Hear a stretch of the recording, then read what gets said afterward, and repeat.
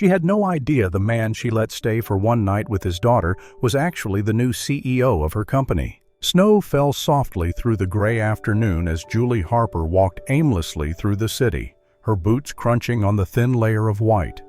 Her light blonde hair, wet from the snow, stuck to her cheeks. She appeared not to notice. Her eyes looked dull, unfocused. Her handbag hung loosely from one shoulder, her arms hanging freely at her sides. People hurried past her, laughing, talking, moving with purpose. Julie moved towards nothing. She stopped next to a snow-dusted bench outside a closed coffee shop and slowly sat down, her breath making clouds in the cold air. She stared at her gloved hands resting in her lap, lost in the heavy feelings of the day. That morning, she still had a job. She arrived 23 minutes late, not because she overslept. She had been awake since early morning, giving her mother insulin, warming soup, waiting for the nurse who never showed up. She rushed out the door with a guilty feeling and shaking hands. Mr. Thompson was waiting. "Julie, we require reliability. This is the third instance." "I had to attend to my mom. She collapsed." "I apologize," he had stated, though he clearly did not mean it. "But this is a business." And that was the end of it. Now she sat directionless in the cold. "I am trying," she whispered to no one. "I am trying so diligently." Then something caught her eye. On the opposite side of the bench, huddled under the coffee shop's overhang, sat a man and a small girl. He had wrapped his coat around both of them, protecting the child, but it was thin, useless against this intense cold. The girl, perhaps 4 years old, snuggled into his side with pink cheeks and still, her dark curly hair stuck to her face. She looked up and for a brief moment their eyes met. Julie felt a tightness in her chest. They carried no bags, no stroller, no sign of awaiting a ride. They were simply surviving. Julie looked away, her heart beating fast. "You do not know them. What if they are dangerous? You just lost your job. You have nothing to offer." But then, like a gentle whisper, her mother's voice came to her. "If you can still help someone when you have nothing remaining, then that is when it truly matters most." She stood before she could think for too long, her breath catching. Snow crackled under her boots as she approached. The man looked up. His eyes looked tired but kind, weary but not threatening. "Hello," Julie said, her voice soft. I have a small apartment nearby. It is warm. I prepared soup earlier, if you need a place for tonight." The man blinked, then looked at his daughter. He said nothing for a moment, then gently, "Are you certain?" Julie nodded. "Yes." He let out a long breath. "Thank you. Truly, we are thankful." Julie knelt down to meet the child's gaze. "Hi there. I am Julie. What is your name?" The girl pressed closer to her father's coat, then whispered, "Diane." Julie smiled. "Hello, Diane. Let us get you warm, all right?" The man stood, carefully adjusting Diane's coat. "I am Matt," he said. "We will not stay long, just one night." Julie nodded again, leading them through the snow towards her apartment. Her chest still felt heavy, but somewhere beneath the weight, something warm flickered. Hope. Julie's apartment was modest but cozy, filled with the comforting smell of garlic and thyme from the soup she had prepared that morning back when she still had positive expectations for the day. The walls were lined with books and pictures of her and her mother, a quiet sign of the life they had built together. Matt helped Diane remove her damp coat and shoes. Her socks were mismatched and worn thin. Julie noticed and offered a dry pair from her drawer. "Thank you," Matt said softly as he stood. Julie nodded and motioned towards the sofa. "You can rest here. I will heat the soup." While she moved around the kitchen, Matt glanced at the space, which was clean, simple, clearly well cared for. Noticing a loose cupboard door, he knelt and gently adjusted the hinge until it stopped making noise. Julie looked over. "You did not have to." Matt gave a faint smile. "Old habit. Fixing things keeps my hands occupied." She raised an eyebrow but let it go. Diane, now wearing one of Julie's oversized jumpers, tiptoed to the kitchen. "It smells like a restaurant," the little girl said shyly. Julie smiled. "It is just vegetable and barley, but thank you." Diane giggled and returned to the sofa. Julie set 3 bowls at her small table and poured the soup, adding a slice of bread to each. They sat down. Diane ate quietly, watching the adults with large, curious eyes. Matt took a spoonful, nodding. "This is good." "Cooking is cheaper than therapy," Julie said with a small smile. Matt chuckled softly. After a pause, Julie asked, "So, what do you do for work?" Matt stirred his soup, avoiding her gaze. "Took time off figuring things out." She did not press. She knew that weight in a voice. "I was planning to go to Columbia," she shared. "Fully funded for journalism. Then Mom fell ill. I remained, worked the front desk." Matt looked at her with something almost like admiration. "That is not insignificant. You chose someone over yourself?" Julie blinked. It had been a while since kindness did not come with pity. "What about you?" she asked. "I lost someone. After that, I was not sure who I was." Julie nodded. "Yes, I understand that." After dinner, Diane asked to draw. Julie gave her a box of art supplies from a cupboard. The girl settled on the rug, humming gently. Matt stood to collect dishes. Julie tried to stop him, but he insisted. While washing, he quietly fixed the loose tap and adjusted a drawer that was stuck. "You always fix things?" Julie asked. Matt gave a dry smile. "Only when I cannot fix the big problems." Julie laughed for the first time that day. It surprised her, but it felt good, like sunlight breaking through clouds. Later, she returned to the living room and found Diane cradling something small in her hands. "I made this," she said, holding it out. A bracelet made from thin green wire and 2 plastic beads, uneven but carefully shaped. Julie knelt down. "For me?" Diane nodded. "You are the first person who smiled at me today." Julie's chest tightened. She pulled the girl into a hug, holding her close as tears silently ran down her face. For the first time in a long while, she felt seen, needed, not because she could repair something, but because she had simply been kind. Matt watched from the couch. When their eyes met, he gave her a smile, small but sincere. That night, after Diane fell asleep under a borrowed blanket, Julie sat quietly, turning the bracelet over in her hands before slipping it onto her wrist. It was crooked, awkward, and perfect. The least attractive jewelry she had ever seen and the most precious gift she had ever received. The apartment was unusually quiet the next morning. No soft humming, no tiny footsteps padding across the worn wooden floor. Julie stirred in bed, the sun already casting pale light through the thin curtains. She stretched slowly, rubbing the sleep from her eyes, expecting to hear the gentle rustle of a child waking or the low voice of Matt offering thanks again. But there was only silence. She sat up suddenly and looked towards the living room. The blankets on the couch were neatly folded. The little jumper Diane had worn now hung on the back of the chair, freshly washed and smelling faintly of lavender. Her chest tightened. Julie rose and stepped carefully into the kitchen. The pot from the soup had been washed and dried, the sink spotless. The room had the unsettling tidiness of a space just cleaned before leaving. And then, she saw it. On the small round table near the window, there was a white handkerchief folded with great precision. Its crisp corners were aligned like something from an earlier time. Resting on top of it was a piece of paper folded in half. Julie's fingers trembled slightly as she picked it up. The handwriting was strong, elegant, and clearly male. "Thanks, E." That was all. No full name, no explanation, no phone number, just a quiet thank you from a man who had taken nothing except a night's shelter and left behind something far heavier. His silence. She pressed the paper to her chest for a moment, then unfolded the handkerchief. Inside it was a drawing, made with crayons, bold, childlike strokes. A woman with long yellow hair smiling, holding something green and round in her hand, the bracelet. Julie recognized herself instantly.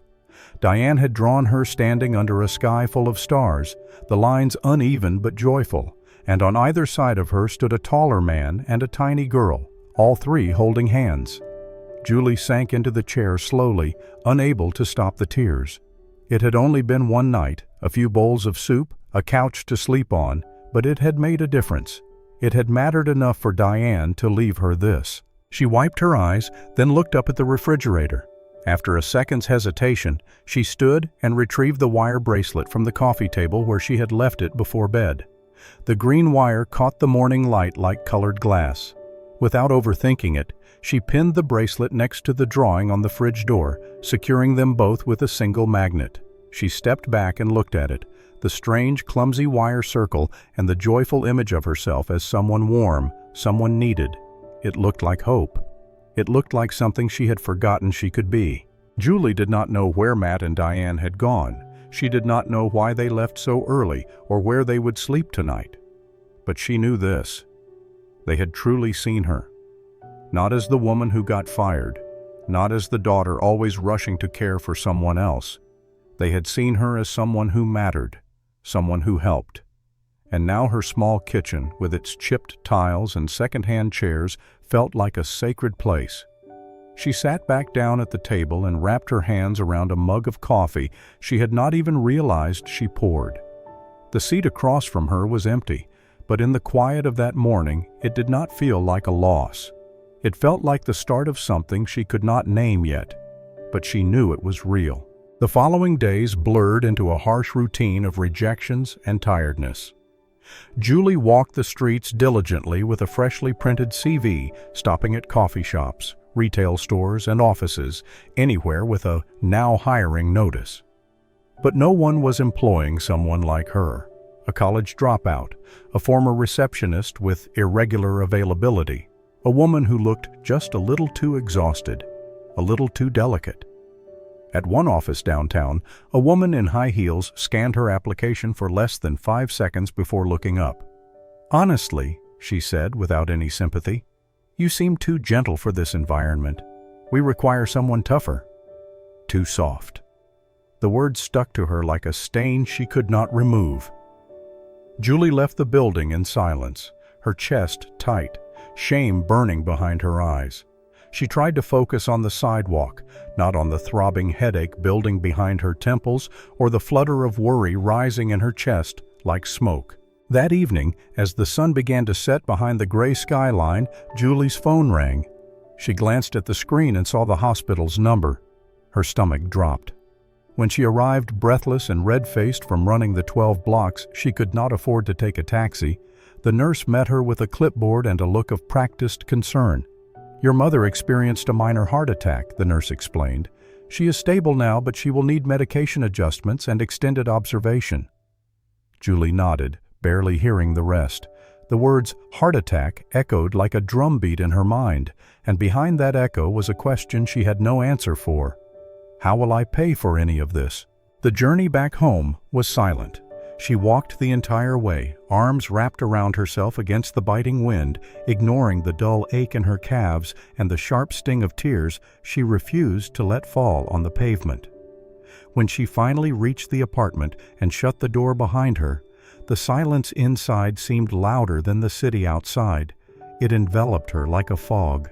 She dropped her purse to the floor and moved towards the kitchen, feeling numb. Her eyes landed on the refrigerator where the childish drawing still hung crookedly under the magnet. Next to it, the bracelet, that odd little thing. Julie stared at it, the loop of wire, misshapen, bright green, the plastic beads unevenly spaced, the kind of thing most adults would discard.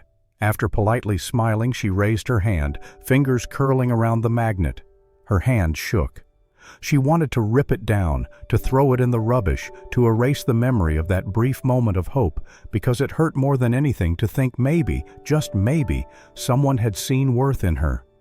And yet, here she was, more broken than ever.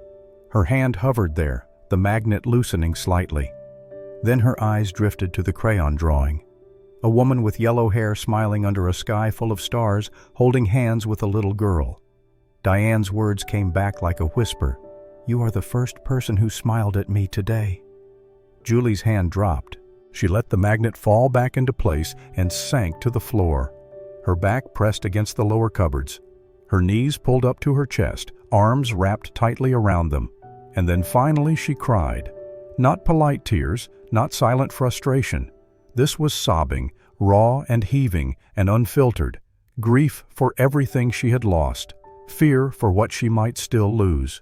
And somewhere inside it, buried like a stone at the bottom of a river, was shame for daring to hope, even for a moment, that she mattered.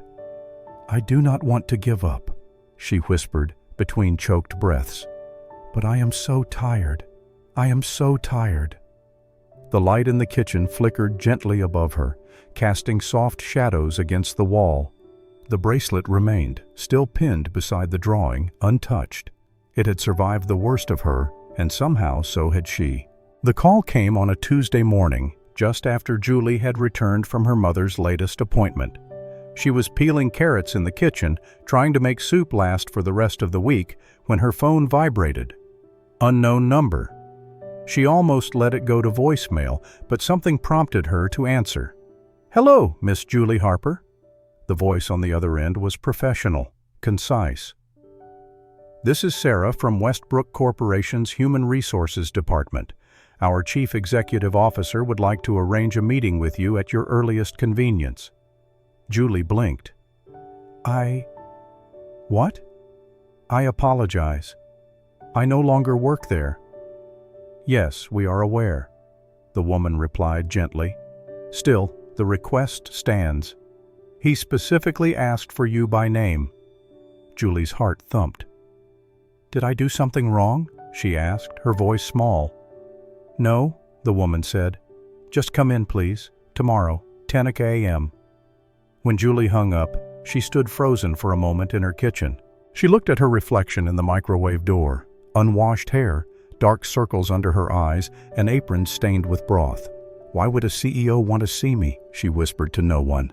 The next morning, she dressed in the cleanest clothes she owned, black trousers and a blouse she had ironed the night before. Her nerves buzzed under her skin the whole subway ride there. She avoided her reflection in the elevator mirror, certain she looked out of place in the corporate building she once walked through every day. The receptionist greeted her with a polite smile and directed her to the executive floor. Julie stepped off the elevator and into a world she had never entered before. The carpet was thick, the walls lined with abstract art and glass awards. It smelled faintly of leather and fresh coffee. She smoothed her blouse, her stomach twisting. "What am I doing here?" A tall assistant opened a large door at the end of the hall and motioned her inside. "He is expecting you." Julie stepped in and stopped. Standing at the far end of the sleek modern office, behind a wide desk of polished wood, was Matt. He was in a navy suit, perfectly fitted, his posture composed, hands loosely clasped in front of him. He looked every bit the powerful executive, but his eyes were the same, soft, kind, and clearly familiar. Julie's breath caught. "Matt," she said, barely above a whisper. Before he could answer, a small voice shrieked with joy. "Julie!" Julie turned just in time to catch Diane rushing into her legs, wrapping her arms around her with pure, unrestrained delight. The little girl looked up at her with shining eyes. "Daddy said we might see you again." Julie dropped to her knees and hugged her tightly, holding back stunned tears. "Hello, sweetheart. I did not know you would be here." Matt stepped forward, smiling. "Neither did she. I wanted it to be a surprise." Julie stood slowly, still holding Diane's hand. I do not understand." Matt nodded towards the couch by the window. "Sit with me, please." They moved to the seating area, and Julie sat stiffly on the edge of the cushion. Diane climbed beside her, resting her head against Julie's arm like she had never left. Matt sat across from them. "I owe you an explanation," he began, "and probably much more." Julie could only stare. "I bought Westbrook 2 weeks ago," he said. "I have been in discussions for months, but the final deal concluded recently. I am the new CEO." Julie blinked, still astonished. "You are what?" Matt gave a slight smile. "I took a break from the business world after my wife passed away. That night you found us. Diane and I had just been turned away from our temporary lodging. No heating, no plan. I was at my lowest point." Julie swallowed hard, her eyes wide. "You did not know who I was. You just helped. No questions, no expectations." That kind of kindness? He looked down for a moment. It reminded me who I wanted to be. Julie felt her heart pounding. This man, this stranger, was not just a father she had helped one night. He was now the head of the company that had fired her. "I wanted to thank you properly," Matt said, his voice quiet. "But more than that, I was hoping to offer you something better." Julie stared at him, trying to process the facts, the strange turn of events that had brought them back together. He leaned forward slightly. "Would you consider returning? Not to your old job, to something more important?" Julie opened her mouth, but no words came out. All she could do was look down at Diane, who was tracing little circles on her arm and smiling like this was the most ordinary day in the world. And somehow, in that surreal, unbelievable moment, everything began to make sense. Julie sat quietly on the edge of the leather couch, her hands folded tightly in her lap, the weight of the moment still sinking in. Across from her, Matt looked less like a CEO now, and more like the man she had met on that freezing night. Tired but present, cautious yet sincere. He let out a slow breath and leaned forward, resting his elbows on his knees. "My wife's name was Carolyn," he began, his voice steady but low. "She was the center of our lives. Intelligent, humorous, fiercely protective of Diane. She had a way of entering a room and making everyone feel comfortable." Julie nodded gently, sensing the depth of his sadness, as much in what he did not say as what he did. "She died in a car accident 8 months ago. It was sudden. There was nothing anyone could do. One moment we were planning Diane's 5th birthday party, and the next..." He trailed off, his jaw tightening. Everything stopped. Julie felt her chest tighten. "I am so sorry," she said softly. Matt gave a small nod. "After the funeral, I tried to return to work, to lead, to pretend things could go back to normal. But I could not. I would walk into boardrooms and feel like a stranger in my own life." He sat back, glancing towards Diane, who was now quietly looking through a picture book on the other end of the office. "So, I stepped away," he continued. "Took Diane with me. We stayed in rented places, visited areas Caroline had always wanted us to see. I was not exactly running. I just did not know who I was without her." Julie listened, her heart aching, understanding more and more why he had seemed so delicate that night. "That evening, we were supposed to check into a short-term apartment," he said. "Something went wrong with the booking system, and by the time I realized we had nowhere to go, it was already snowing. I tried to find a motel nearby, but everything was full or too far. We ended up sitting outside that cafe, waiting, hoping I could figure something out before Diane froze." He looked Julie in the eyes now, unwavering. "And then you appeared." Julie swallowed hard. "You did not know who I was. You did not ask for anything. You just opened your door, fed us, made my daughter laugh, something I had not seen her do in weeks. That night changed everything." He leaned forward slightly. "You reminded me that people still care, that decency is not gone. You reminded me what kind of leader I want to be and what kind of company I want to run." Julie shook her head slowly. I was just trying to help." "And you did," he said. "More than you know." He stood then, walked to his desk, and pulled out a thin folder. Inside was a formal letter and a job offer. "I bought Westbrook, not just because it was a good investment," he said, "but because I want to rebuild it into a place that values people, not just money. And I want someone beside me who understands what that truly means." Julie looked down at the offer, her stomach tightening. It was more money than she had ever earned, a title she had never imagined for herself. "I do not know if I am qualified," she said quietly. "I did not finish college. I was a receptionist." Matt smiled gently. "Julie, I do not need another person with an impressive resume. I need someone with compassion. Someone who shows up, someone who opens doors for strangers in the snow." She blinked back a surge of emotion, unsure how to respond. After everything she had lost, everything she had questioned about herself, this offer felt unreal. "I saw your strength when you thought no one was watching," Matt said. "I believe in that version of you, and I hope you will too." Julie stared at the paper in her hands, then at the man who had once fixed her kitchen drawer without saying a word. Maybe, just maybe, this was not the end of something. Maybe this was where everything finally began. The promotion was unexpected, but not unwelcome. Julie had dedicated herself to her new role as head of employee well-being and community outreach with the kind of dedication only someone who had experienced hardship could offer. She created programs to help staff dealing with illness, childcare, and extreme tiredness. She listened to stories. She remembered names. But kindness, even when sincere, does not protect you from criticism. The hushed comments began in the break room. She was just a receptionist, right? I heard she did not even finish college. Let us be honest, nobody gets promoted that quickly unless they have something happening with the boss. Julie pretended not to hear. She smiled through it, nodded politely, refilled her coffee until one afternoon she walked past the copier and heard a man mutter, "I guess rescuing a CEO from the cold gets you more than a thank you these days." She made it to her office before the tears fell. Behind the closed door, Julie sank into her chair and covered her face with her hands. Her breath came in short bursts, and a wave of doubt rose like a tide inside her. They think I am a fraud. They think I do not deserve this. Maybe they are right. Maybe I do not. A soft knock on the door startled her. She wiped her cheeks quickly, trying to steady her voice. "Yes."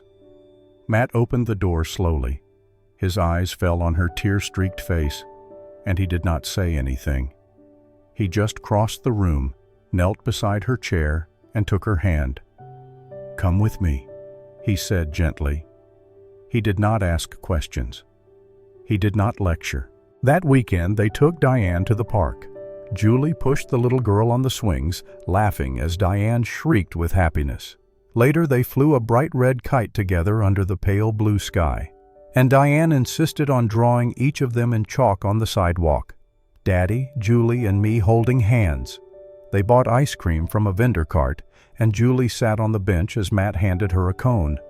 For a long time, they sat there in silence, watching Diane chase pigeons and butterflies with equal excitement.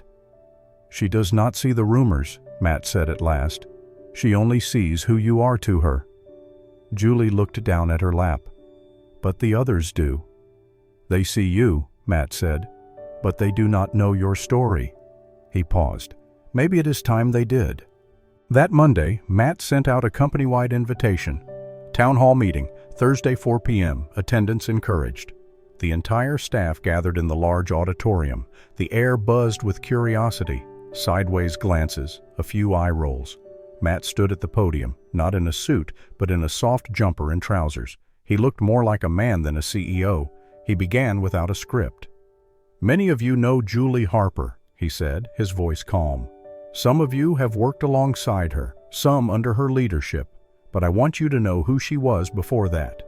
He told them about the snowstorm, about a woman with tired eyes and gentle hands, who opened her door to a man and a little girl with nowhere to go, who asked no questions, who expected nothing in return.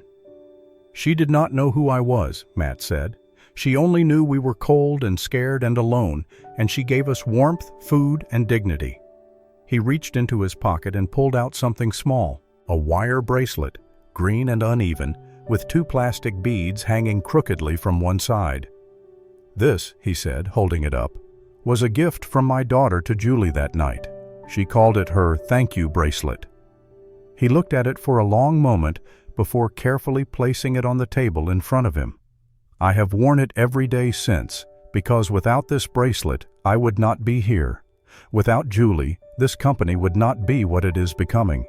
She reminded me that leadership is not about power, it is about compassion." Silence fell over the room like a blanket. No more whispers, just stillness, and then slowly applause. One pair of hands, then another, until the room echoed with it. Julie sat in the front row, tears slipping silently down her cheeks. Not from pain this time, but from relief. She had been seen, truly seen, and finally, she had been believed.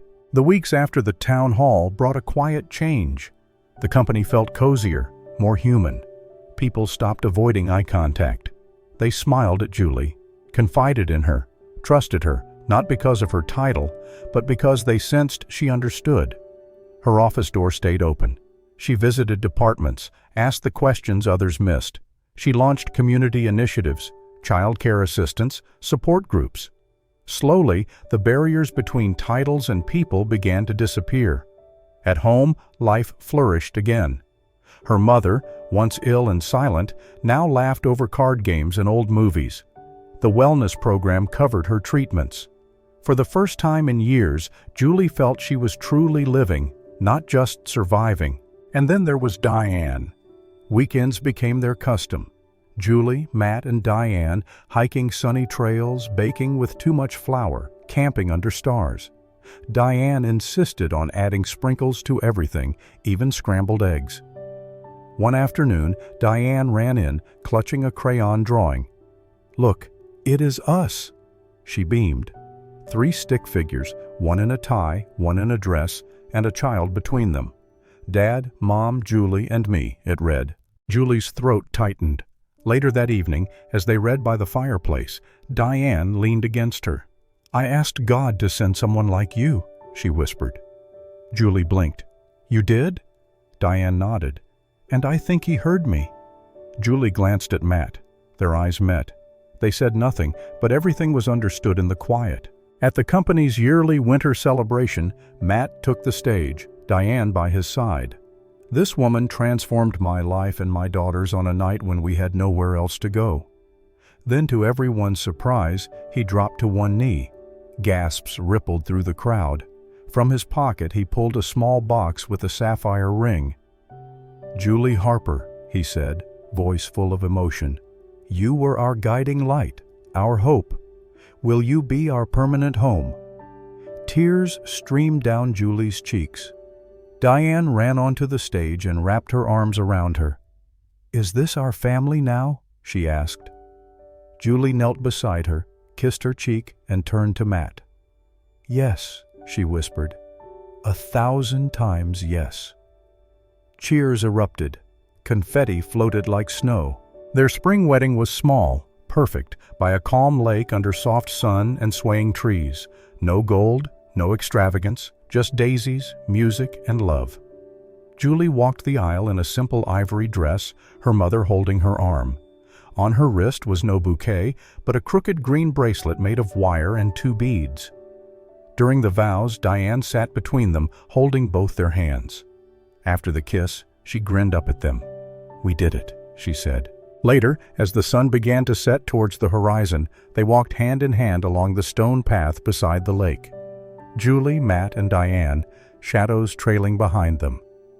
Julie looked back once at the distant skyline, the tower where she had lost her job. Once it had felt like the end, now it was simply where everything had begun. Thank you for joining us on this heartwarming journey, a story that reminds us how one act of kindness can change the path of multiple lives. Julie opened her door on a snowy night, not knowing she was stepping into a new fate, one built not by titles or wealth, but by empathy, courage, and affection. If this story stirred something deep within you, made you believe a little more in humanity, or even brought a tear to your eye, please do not forget to like, share, and subscribe to our channel. We bring you genuine emotional tales that mend, inspire, and touch the heart. Because sometimes all we need is a story to remind us that the world still holds warmth. Until next time, keep believing in kindness and keep your heart open.